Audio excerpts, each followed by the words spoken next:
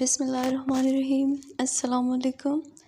آج ہم آتش کی دوسری غزل کے ساتھ حاضر ہوئے ہیں جس کا مطلع ہے: ہوائے دور میں خوشگوار راہ میں ہے، خزاں چمن سے ہے جاتی بہار راہ میں ہے۔ خوشگوار یعنی سہانا، شیریں، خزاں بے رونقی یا زوال ایک موسم کا نام بھی ہے۔ مفہوم ہے اس کا کہ اچھے دنوں کی آمد کی جانب اشارہ ہے۔ اب تشریح کی جانب آتے ہیں۔ آتش نہایت آسان اور سلیس زبان کا استعمال کرتے ہوئے اچھے دنوں کی نوید دے رہے ہیں۔ وہ فرما رہے ہیں کہ اب بے رونقی کے دن ختم ہونے والے ہیں، زوال ختم ہونے والا ہے۔ اس خزاں نے لوگوں کے چہروں کو مرجھا دیا ہے، اب یہ بہار سے واپس کھل اٹھیں گے۔ شاعر کو اللہ تعالیٰ کی ذات سے نا امیدی نہیں بلکہ انہیں یقین ہے کہ عنقریب دن پھر جائیں گے، زوال کا جو موسم ہے یہ ختم ہو جائے گا، بہار آ جائے گی، کھل اٹھیں گے سب۔ جیسے ناصر کاظمی فرماتے ہیں کہ وقت اچھا بھی آئے گا ناصر، غم نہ کر زندگی پڑی ہے ابھی۔ تو زندگی جہد مسلسل اور تغیر کا نام ہے۔ کوئی بھی چیز، کسی طرح کے بھی حالات، کوئی بھی انسان مستقلاً ایک ہی حالت میں نہیں رہتا بلکہ وقت کے ساتھ ساتھ تبدیلی آتی ہے۔ تو یہاں پہ شاعر مثبت قیاس کی مدد سے آنے والے بہار کی خوشخبری سنا رہے ہیں۔ جیسے علامہ اقبال بھی ایسے ہی نوید سناتے ہیں کہ بیاساتی نوائے مرغزارز کوہ سار آمد، بہار آمد، نگار آمد، نگار آمد، قرار آمد۔ اس شعر کا مفہوم بھی یہی ہے، فارسی کا شعر ہے کہ اب جو آنے والے دن ہے، بہار آنے والی ہے، خوشخبری لے کر اپنے ساتھ ایک نئی امید کا پیغام لیے۔ اس سے جو ہے دل کو قرار نصیب ہوگا، چہرے کھل اٹھیں گے اور جو بے رونقی ہے وہ ختم ہو جائے گی۔ پہلا شعر ہے مطلع کے بعد: عدم کے کوچ کی لازم ہے فکر ہستی میں، نہ کوئی شہر نہ کوئی دیار راہ میں ہے۔ عدم فنا یعنی نہ ہونا، کوچ جانا یا رخصت ہونا، ہستی کہتے ہیں زندگی کو، اور دیار کے معنی ہے گھر، مکان، یا ہم ملک اور شہر کے معنی میں بھی لے سکتے ہیں۔ مفہوم اس شعر کا ہے کہ زندگی میں ہی آخرت کی فکر ضروری ہے، زندگی کے بعد کوئی بھی موقع نہیں ہوگا۔ تشریح کی جانب آتے ہیں۔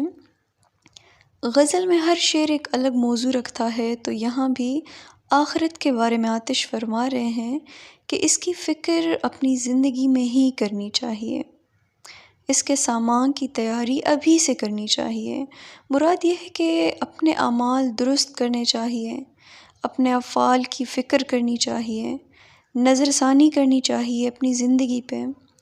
نہیں تو موت کے رستے میں کوئی شہر، کوئی مکان نہیں ہے جہاں بیٹھ کر کچھ سوچا جا سکے، کچھ تبدیل کیا جا سکے، کیونکہ اپنے اعمال درست کرنے کے مواقع فقط اس دنیا میں ہی ملیں گے، تو بعد از مرگ کوئی گنجائش باقی نہیں رہے گی۔ جیسے میر فرماتے ہیں کہ لباس نو عدم والوں کو یوں احباب دیتے ہیں کہ اب ان کے قیامت تک نہ جائیں گے کفن بدلے۔ تو جیسے اس شعر میں کفن کا تذکرہ ہے کہ اس لباس کے بدلنے کی گنجائش نہیں ہوگی، ایسے ہی ہمارے اعمال میں بھی کوئی تبدیلی ممکن نہیں ہوگی۔ اگلا شعر ہے: نہ بدرقا ہے نہ کوئی رفیق ساتھ اپنے، فقط عنایت پروردگار راہ میں ہے۔ بدرقا یعنی رہنما، عنایت کرم، رفیق کے معنی ہے دوست۔ مفہوم اس شعر کا ہے کہ اللہ کے سوا کوئی اس دنیا میں ہمارا نہیں ہے۔ آتش یہاں ایک نئے موضوع کے ساتھ آئے ہیں۔ زندگی کے سفر میں وہ کسی دوست یا رہنما کو پاتے ہوئے نظر نہیں آتے۔ فرماتے ہیں کہ اپنی منزل تک پہنچنے کے لیے نہ ہی کوئی میرا ساتھ نبھانے والا ہے، نہ ہی کوئی رہنمائی کرنے والا ہے۔ مطلب یہ کوئی راستہ دکھانے والا ہے۔ فقط اللہ تعالیٰ کا کرم ہے جس کے سبب میں اپنی زندگی شکر و صبر کے ساتھ گزار رہا ہوں۔ یہاں پہ آتش خدا کی عنایت کو ہی سب کچھ تسلیم کرتے ہیں، یہی میرے لیے سب کچھ ہے۔ پھر نہ کسی دوست کی ضرورت باقی رہتی ہے، نہ ہی کوئی رہنما درکار ہوتا ہے۔ جیسے ایک شعر ہے، میری کشتی میں 100 چھید ہیں، اب خدا ناخدا تم ہی ہو۔ آتش بھی اپنا ساتھی اور رہنما خدا کو ہی تسلیم کرتے نظر آتے ہیں، کیونکہ اللہ تعالیٰ ہی انسان کے ساتھ رہتا ہے، باقی تمام رشتے تو عارضی ہوتے ہیں۔ اگلا شعر ہے، تلاش یار میں کیا ڈھونڈیے کسی کا ساتھ، ہمارا سایہ ہمیں ناگوار راہ میں ہے۔ اب اس شعر کا مفہوم ہے کہ محبوب کی تلاش میں کوئی تیسرا تو درکنار، اپنے سائے کی بھی گنجائش نہیں رہتی۔ بہت ہی خوبصورت انداز سے آتش فرماتے ہیں کہ محبوب کی تلاش میں کیا کسی تیسرے کی مدد لوں گا، مجھے تو اپنا سایہ بھی گوارا نہیں، یہ بھی گویا بوجھ ہے۔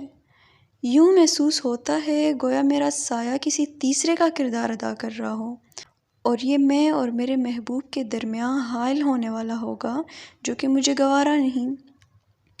جیسے مومن خان فرماتے ہیں، تم میرے پاس ہوتے ہو گویا جب کوئی دوسرا نہیں ہوتا۔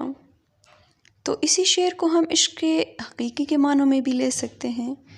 جب آپ صلی اللہ علیہ وآلہ وصحبہ وسلم معراج کا سفر طے کر رہے تھے تو آسمان کے ہر درجے پر حضرت جبرائیل علیہ السلام ساتھ تھے، لیکن جہاں آپ صلی اللہ علیہ وسلم اللہ سے مخاطب ہونے والے تھے وہاں تک جبرائیل امین کی رسائی ممکن نہ تھی۔ سدرۃ المنتہا پر جو پہنچے نبی، سر جھکا کر یہ جبریل کہنے لگے، اے حبیب خدا ما سوا آپ کے، اس سے آگے جو جائے گا جل جائے گا۔ تو کسی بھی عاشق کو گوارا نہیں کہ اس کے اور اس کے محبوب کے درمیان کوئی تیسرا آ جائے، خواہ وہ پھر کوئی سایہ ہی کیوں نہ ہو، اگر وہ عشق مجازی میں مبتلا ہو یا عشق حقیقی کے مقابل ہو، وہ کسی تیسرے کو ہرگز برداشت نہیں کر سکتا۔ اگلا شعر ہے، سفر ہے شرط مسافر نواز بہتی رے، ہزار ہا شجر سایہ دار راہ میں ہے۔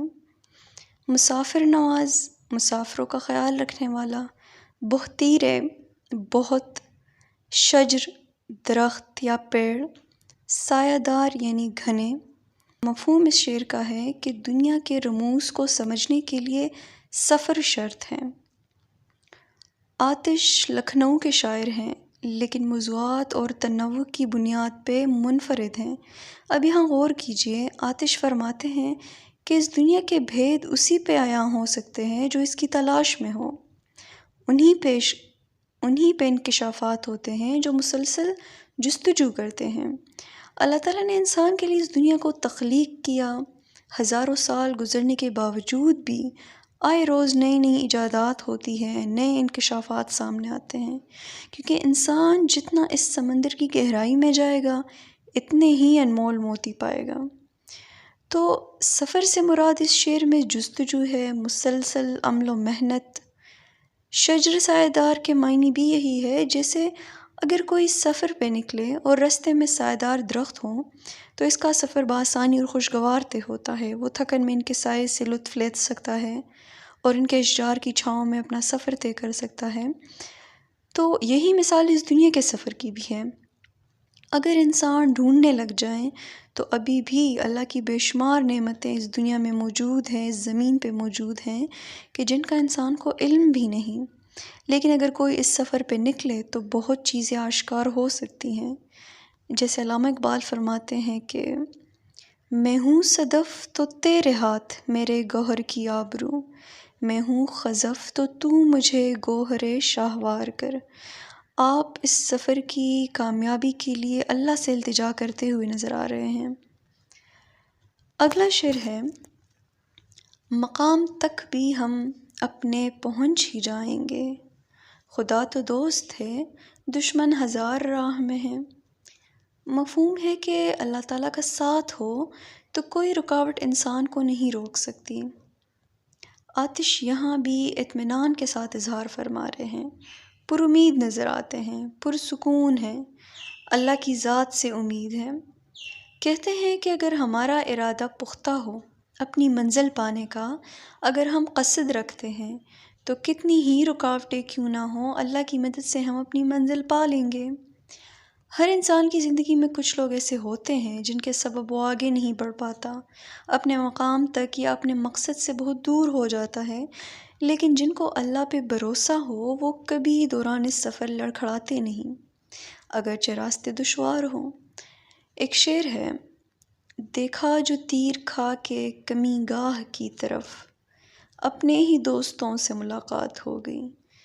تو آتش یہاں جانتے ہیں کہ دشمن تو موجود ہیں، کچھ دوستوں کی صورت میں بھی دشمن ہیں جو بظاہر تو اچھے ہیں لیکن پیٹھ پیچھے وار کرتے ہیں، لیکن اس کے باوجود نا امید نظر نہیں آتے، جو کہ ایک سچے مسلمان ہونے کی دلیل ہے۔ غزل کا مقطع ہے، تھکے جو پاؤں تو چل سر کے بل، نہ ٹھہر آتش گلے مراد ہے منزل میں، خار راہ میں ہے۔ گل پھول کو کہتے ہیں، مراد یعنی منزل، خواہش۔ اور یہ مقطع ہے جہاں پہ شاعر نے تخلص کا استعمال کیا ہے۔ مفہوم اس شعر کا ہے کہ اپنی خواہش کو پانے کے لیے، اپنی آرزو کو پانے کے لیے اگر سر کے بل بھی چلنا ہوا تو ٹھہرنا مت۔ آتش فرماتے ہیں کہ اگر منزل کو پانے کی جستجو میں پیر تھک جائیں، ہمت جواب دے جائیں تو سر کے بل چلنا۔ مراد ہے کسی بھی رکاوٹ کی پرواہ کیے بغیر اپنا سفر جاری رکھنا۔ انسان بہت خواہشات دل میں رکھتا ہے، لیکن جس چیز کی طلب شدت سے ہو اس کو پانے کے لیے کسی بھی رکاوٹ کی پرواہ نہیں کی جاتی۔ اور آتش بھی یہی فرماتے ہیں کہ اگر گل مراد تمہاری منزل ہے، یعنی جس چیز کی تمہیں طلب ہے، آرزو ہے، جو تمہاری تمنا ہے، خواہش ہے، تو اگر اس کو پانے کے لیے راستے میں 1000 کانٹے آئیں، 1000 دفعہ راستہ خاردار ہو، تم نے رکنا نہیں، کیونکہ اگر تم حوصلہ ہارو گے تو یہ کسی اور کی تقدیر بن جائے گی۔ غالب بھی فرماتے ہیں کہ ہزاروں خواہشیں ایسی کہ ہر خواہش پہ دم نکلے، بہت نکلے میرے ارماں لیکن پھر بھی کم نکلے۔ تو دیکھیں یہاں بھی خواہشات کا تذکرہ ہے۔ انسان کی بہت خواہشات اگر تکمیل کو پہنچے بھی، پھر بھی یہ بڑھتی چلی جاتی ہے، گھٹتی نہیں۔ تو یہ تھی ہماری آج کی غزل، امید ہے آپ کو سمجھ آ گئی ہوں گی۔ اگلی ویڈیو میں انشاءاللہ اگلی غزل کے ساتھ حاضر ہوں گی۔ اپنا خیال رکھیں، اللہ حافظ۔